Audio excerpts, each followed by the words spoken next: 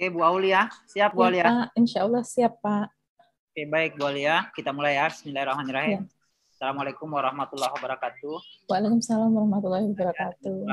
Sekarang Ibu akan menampilkan dongeng tentang tupai dan ikan gabus. Nah, hari ini Ibu Guru mempunyai satu cerita yang berjudul Tupai dan Ikan Gabus. Dengarkan cerita dari Ibu Guru dengan baik ya.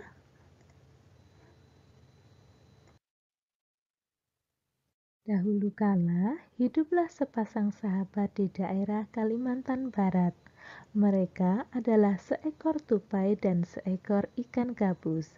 Setiap hari mereka melakukan kegiatan bersama. Baik anak-anak, dari cerita yang Bu sampaikan tadi melalui video, apa yang kalian dapatkan? Yang pertama, apa judul video tadi, judul dongengnya? Ya, ada yang bisa menjawab? Baik, benar sekali, tupai dan ikan gabus. Kemudian, siapa saja tokoh-tokohnya? Tokohnya, benar sekali, tupai dan ikan gabus. Sifat-sifat tokohnya, apa yang dimiliki oleh tupai? Ya, ada yang bisa menjawab? Silahkan dijawab, Adek. Oke, baik. Kalau begitu, sangat benar sekali jawabannya. Ya, apa pendapatmu tentang cerita tadi? Adakah yang bisa menjawab? Ya, sangat baik dalam menjawab. Adakah yang lain, pendapat yang lain? Jika ada, boleh mengutarakan jawabannya.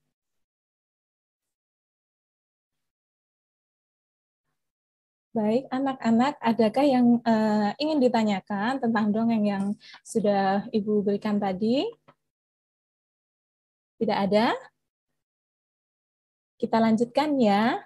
Kita lanjutkan dengan yang selanjutnya. Tahukah kamu dalam bercerita, pendongeng sering menggunakan wayang yang terbuat dari kayu? Salah satunya adalah wayang golek. Wayang tersebut dibuat dari pengrajin kayu. Nah, di sini ada wayang golek yang terbuat dari kayu. Wayang ini ya, kalian lihat dibuat dari kayu kemudian diwarna-warni. Nah, pengrajin wayang golek ini ya membutuhkan kayu untuk bahan baku atau bahan dasar membuat wayang golek. Wayang golek ini ya dibuat oleh pengrajin kayu. Pekerjaan Ayah Beni adalah pengrajin kayu. Ayah Beni membuat meja dan kursi. Untuk menghasilkan kursi, awalnya Ayah Beni membeli kayu, memotongnya, membentuk menjadi kursi, menghaluskan, lalu mengecatnya. Waktu yang dihabiskan untuk membuat kursi kurang lebih 1 minggu. Ayah Beni menjual meja dan kursi buatannya ke toko mebel. Di toko mebel itulah orang-orang bisa membeli meja dan kursi buatan Ayah Beni. Sumber daya alam yang digunakan oleh Ayah Beni adalah kayu. Dari gambar yang kalian lihat, silahkan kalian mengerjakan LKPD yang di situ sudah ada langkah-langkahnya. Apa saja yang dapat kalian kerjakan di situ, ikuti petunjuknya ya, sambil memperhatikan terlebih dahulu gambar yang Ibu tampilkan. Dari pengolahan kayu menjadi meja itu dari sini. Yang pertama, pohon di hutan itu ditebang. Nah, siapa yang menebang pohon? Pekerjaan apa yang dilakukan? Pekerjaan itu apa? Pekerjaannya yaitu pekerjaan penebang pohon. Nah, orang ini penebang pohon ini menebang pohon, kemudian diangkut oleh seorang sopir yang membawa truk. Dia mengangkut kayu ke kota. Di kota inilah pengrajin kayu ya membuat barang-barang yang terbuat dari kayu. Pengrajin kayu ini disebut produsen pengrajin kayu. Kemudian setelah jadi barang-barangnya, bisa meja, kursi, almari, itu kemudian disalurkan ke toko mebel. Toko mebel ini menjadi saluran yang selanjutnya dapat kita manfaatkan untuk membeli peralatan rumah tangga seperti meja, meja dari kayu, kursi dari kayu, almari, dan lain sebagainya. Kemudian, anak-anak, adakah yang ingin ditanyakan dari sini? Apakah ada yang belum jelas? Silahkan bertanya. Ya, baiklah. Kalau sudah jelas ya, tidak ada pertanyaan lagi, kita lanjutkan.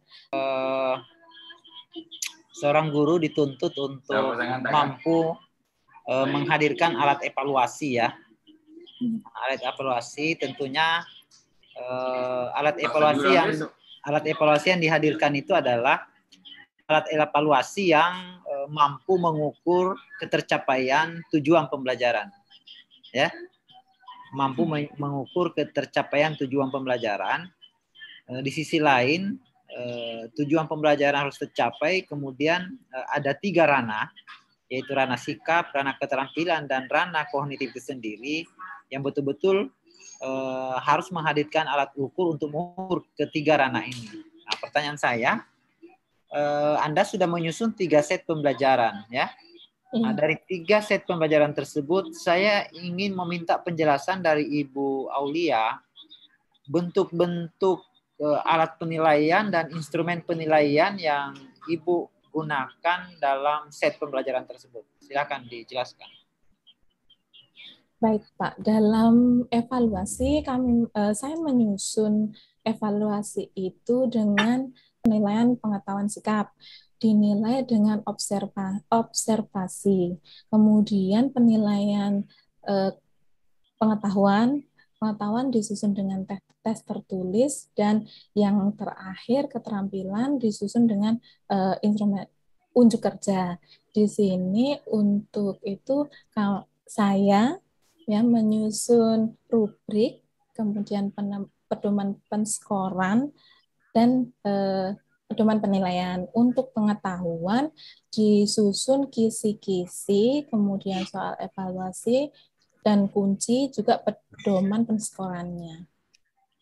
Terakhir untuk CPL 6, coba Ibu Aulia menjelaskan kepada saya, memaparkan ya, atau menguraikan ke saya tentang butir-butir soal yang mengintegrasikan high order thinking skill ya. Soal-soal itu berada pada level 3, yaitu menurut klasifikasi kognitif itu C4, yaitu menganalisis, C5 mengevaluasi, C6 menciptakan. Kemudian dari kompetensi dasar menggunakan kata kerja operasional, disusun indikator, kemudian dari indikator itu dituangkan ke tujuan, dan dari tujuan itu untuk membuat soal berdasarkan C4, C5, C6 tadi, yang kemudian disusun kisi-kisi, pedoman penskoran, dan pedoman penilaiannya. Dalam rangka ini kan nanti Ibu Aulia sudah sisa berapa bulan lagi Ibu akan mengikuti uji pengetahuan, dan jika Ibu lolos dalam uji pengetahuan, tentunya Ibu sudah bisa bergelar guru profesional ya. Pertanyaan saya adalah Ibu harus mampu atau Ibu harus punya kemampuan mengembangkan diri secara berkelanjutan sebagai guru profesional ya. Nah, jadi Ibu harus punya usaha-usaha dalam rangka mengembangkan dirinya secara berkelanjutan. Bisa Ibu paparkan kegiatan-kegiatan apa yang Ibu harus lakukan dalam rangka mengembangkan diri secara berkelanjutan sebagai guru profesional? Untuk mengembangkan diri sebagai guru profesional yang berkelanjutan, saya harus dapat menganalisis kekuatan dan kelemahan saya. Kemudian saya berusaha memperbaiki kekurangan saya dengan cara mungkin meningkatkan kemampuan saya dalam pembelajaran, belajar kembali, mengikuti pelatihan-pelatihan, kegiatan-kegiatan di luar yang menunjang pengetahuan dan keterampilan saya dalam mengajar dan memberi bahan ajar kepada siswa-siswa saya. Seperti misal sekarang karena keadaan yang lebih modern, teknologi, saya juga harus mampu dan mau berusaha untuk menambah pengetahuan saya tentang teknologi. Kemudian seperti tadi yang Ibu katakan, bagaimana kita membudayakan selalu mencari informasi baru melalui penelitian-penelitian, melalui kegiatan-kegiatan forum-forum KKG umpamanya, melalui workshop lokakarya, baik online, daring maupun luring, dan tentunya sumber-sumber belajar lainnya seperti buku, jurnal-jurnal online, ya, itu juga bisa menjadi cara kita mengembangkan diri, ya. Tentunya menghadirkan sebuah inovasi dalam pembelajaran. Ini menjadi tuntutan, ya, nanti ke depan. Guru-guru masa depan itu guru-guru yang seperti itu, selalu menghadirkan inovasi-inovasi di setiap pembelajarannya. Nah, ini yang Ibu Aulia harus pahami dengan baik, ya. Oke, kemudian berkaitan dengan hasil penelitian, berkaitan dengan mencari informasi baru, berkaitan dengan hasil refleksi diri. Semua ini Ibu Aulia nanti bisa jadikan sebagai bahan-bahan pertimbangan dalam merencanakan perangkat pembelajaran. Nah, itu yang penting, Bu, ya. Proses PPG ini harus juga ingin mendengar dari Bu Alia. Nah, menurut pandangan Bu Alia, guru yang mempesona itu bukan terpesona, ya, bahaya nih.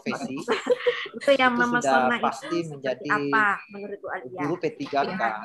Ya. Menurut saya guru mempesona itu guru teman-teman itu tidak bisa lagi berdiri di depan kelas kalau tidak punya sertifikat siswanya, mendapat mencuri perhatian siswanya, teman-teman yang tidak lulus P3K maka dia tidak bisa ngapa-ngapain lebih lagi. fokus karena lebih tertarik kepada gurunya, karena tertarik kepada gurunya, siswa tersebut tuh lebih fokus dalam mengikuti pembelajaran sehingga pembelajaran tujuan pembelajaran tercapai. Saya panggil Aziza, Umi atau Fauzan guru yang memesona itu yang pertama pastinya dari penampilan.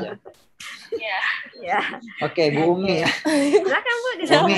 Ya, dari penampilan, dari penampilannya itu harus menarik, kemudian menjaga kebersihan, kerapihan, seperti itu.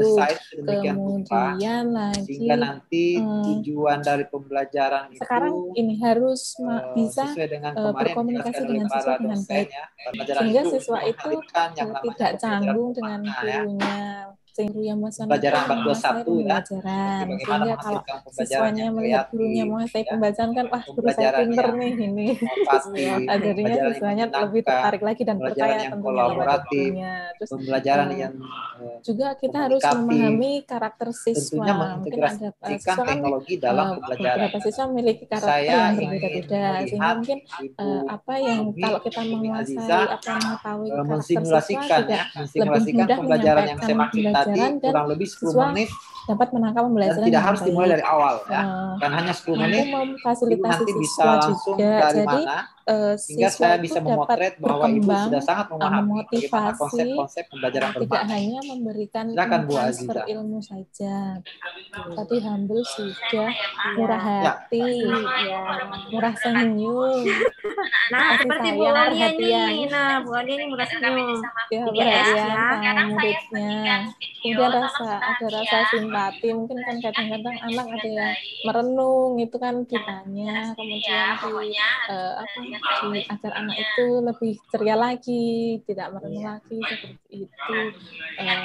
Sopan, berperilaku baik, terpuji, jujur.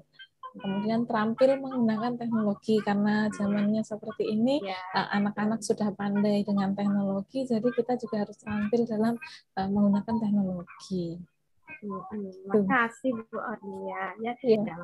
Nah, misalkan ini dalam pelaksanaan pembelajarannya Bu Aulia, ada anak yang slow learner. Slow learner itu artinya adalah lambat belajar, lambat proses pembelajaran. Artinya gini, misalkan temannya sudah pada jauh gitu ya, sudah pandai gini, sudah jauh ininya, tapi dia masih di belakang gitu ya, slow artinya lambat dalam proses pembelajarannya, sehingga kalau kita lihat dia itu agak ketinggalan atau tertinggal dari teman-temannya. Nah, misalkan dalam kerja kelompok ya, misalkan dalam pelaksanaan kerja kelompok, anak slow learner ini ada di dalam kelompok itu, tapi karena dia lambat dalam proses pelajarannya, dia tidak terlalu dilibatkan begitu di dalam kerja kelompok itu, artinya kayak disisihkan gitu dari teman kelompoknya. Nah, bagaimana Bu Aulia menyikapi hal tersebut?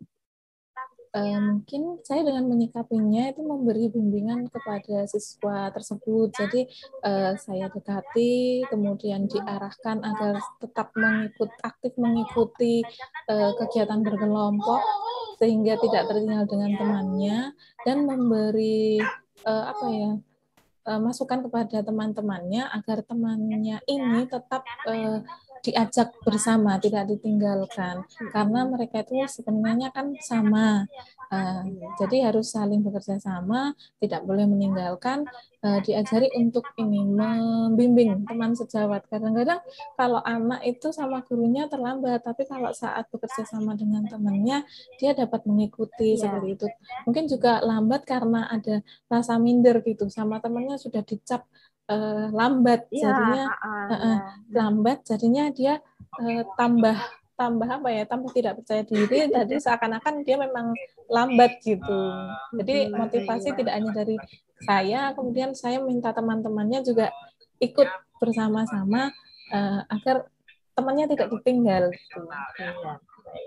Ya, betul ya. Jadi bukan hanya kepada anak slow learner-nya ya, tapi juga kepada temannya ya, bagaimana mereka ada tenggang rasanya ya, kerjasamanya dengan teman-temannya ya ini. Dan kita juga sebagai pendidik bukan hanya membiarkan, tapi ada perhatian ya ke anak yang mengalami kesulitan seperti itu. Ya, terima kasih Bu Aulia untuk jawabannya. Saya juga ingin mendengar dari Bu Aulia, menurut Bu Aulia apa sebenarnya itu pembelajaran HOTS? Pembelajaran HOTS itu kita mengembangkan kita ke ranah yang lebih tinggi, yaitu menganalisis, mengevaluasi, dan menciptakan. Jadi HOTS tersebut tidak hanya menghafal, tidak hanya mengutarakan, menyampaikan seperti itu. Jadi kita lebih tinggi lagi agar pembelajaran itu memiliki makna. Itu tidak harus sulit, karena HOTS itu sebenarnya membantu siswa itu untuk mengembangkan diri, mau berpikir lagi, mau melakukan sesuatu hal terlebih dahulu, jadi mau memecahkan masalah seperti itu. Iya. Makasih Bu Aulia. Ya, indikator mana aja yang ada di RPP Bu Aulia? Saya pilih set 3 aja ya. Di set 3 Bu Aulia, di set 3 Bu Aulia yang sudah menggunakan IPK yang HOTS, artinya sudah berorientasi pada HOTS indikatornya. Indikator HOTS yang pertama menganalisis kosakata, kemudian yang kedua menganalisis kesetaraan mata uang, yang ketiga menganalisis tentang karya 2 dimensi. Di bagian mana ya, bagian kegiatan pembelajaran dalam RPP yang mengimplementasikan keterampilan 4C itu. Critical thinking itu yang ini siswa mau menggali lebih lagi, menemukan sendiri pengetahuannya. Misal kita memberi pertanyaan, kemudian siswa menjawab dengan pengetahuan yang dia tahu, atau mencari tahu jawaban, menganalisis jawabannya. Kemudian yang creative thinking itu siswa itu mau berinovasi untuk melakukan suatu hal. Kalau komunikatif seperti saya bersama siswa membahas atau bertanya jawab tentang suatu materi. Misal saya tampilkan gambar, saya tanya, dan ada balik-baliknya dari siswa. Mereka juga bisa menanyakan suatu hal kepada saya, seperti itu. Kemudian kalau kolaborasi itu bekerja sama, melakukan kegiatan berkelompok. Masih terkait juga dengan materi esensial, di dalam menyusun kemarin perangkatnya itu, kita arahkan ya, tidak mesti ya, kita diarahkan untuk masukkan yang namanya advance material atau material tambahan ya, materi tambahan. Nah ini kan tidak mesti ya, artinya boleh ada, boleh tidak, disesuaikan dengan KD yang kita susun gitu ya. Nah menurut Bu Olia, apa bedanya antara materi esensial dengan advance material itu? Kalau materi esensial itu materi utama ya Bu ya. Jadi materi yang sesuai dengan indikator yang kita rencanakan untuk diajarkan kepada siswa. Kalau materi advance material itu untuk pengayaan, untuk pengetahuan yang lebih tinggi. Misal satu tingkat di atasnya seperti itu. Atau memberi materi yang seperti kita agak sedikit memberi materi yang akan datang kepada siswa. Jadi kalau esensial utama yang wajib sesuai indikator dan tujuan pembelajaran, kalau advance material itu pengembangan atau pengayaannya untuk ke depan. Semua teori belajar, Bu Aulia menggunakan teori belajar apa sebagai landasan dalam mengembangkan perangkat pembelajarannya, dan kenapa memilih teori tersebut? Ya. Kalau teori belajarnya itu konstruktivis loh, ya Bu ya. Karena itu dengan saya memberikan kepada siswa agar siswa itu mampu menyusun pengetahuannya sendiri atau mendapat pengetahuannya sendiri. Misal dengan saya memberikan pertanyaan terlebih dahulu, kemudian siswa dibimbing untuk menganalisis jawabannya apa, atau memberi gambar terlebih dahulu agar siswa itu mampu menganalisis atau berpikir sehingga dia mendapatkan pengetahuan itu tidak hanya dari gurunya saja. Jadi gurunya itu membimbing atau sebagai fasilitator agar siswa itu mampu menyimpulkan pengetahuan apa yang akan diberikan oleh gurunya. Itu. Apa yang menjadi dasar analisis Bu Aulia ya sehingga menentukan saya menggunakan PBL dalam penyusunan RPP-nya, bukan PJBL atau kontekstual lah atau empiri gitu ya. Saya mencari-cari ini Bu, seperti kayak jurnal atau PTK atau penelitian yang ada di internet itu tentang PBL, kemudian saya cocokkan gitu dengan rencana saya. PBL itu cocok untuk kegiatan RPP saya di RPP saya ini. Gitu. Baik Bu Alia, saya kira sudah nggak ada ini untuk ini. Alhamdulillah, terima kasih Bu Alia untuk jawaban-jawabannya yang sangat-sangat luar biasa sekali ya untuk hari ini. Jadi Bu Alia kedepannya teruslah melakukan pengembangan diri, akan berkelanjutan ini ya, tidak sampai sini. Jadi terus mengembangkan diri, meningkatkan kompetensi ya Bu Alia, terutama ini ya, karena ke depan itu kan tidak gini ya, tidak ini berubah tidak terus tentu, gitu ya, teknologi terus. juga ya, teknologi itu akan ini, jangan sampai nanti peserta didiknya Bu Alia lebih canggih dari Bu Alia dibandingkan gurunya. Iya, nanti saya malah diajarin muridnya. Iya, nanti muridnya nih, Bu Aulia gini nih cara pakainya gitu ya. Baik Bu Aulia, saya kira cukup dari saya. Sukses terus untuk Bu Aulia ke depannya, baik dalam selama proses nanti hingga selesai nanti kegiatan PPG. Baik, saya tutup Bu Aulia ya dengan ucapan Alhamdulillahirabbil alamin. Insyaallah kegiatan kita ini dapat memberikan manfaat ibadah untuk kita semuanya. Saya tutup dengan ucapan Assalamualaikum warahmatullahi wabarakatuh. Terima kasih Bu. Ya, terima kasih Bu Alia. Mungkin silahkan di stop recordingin dan selamat sukses.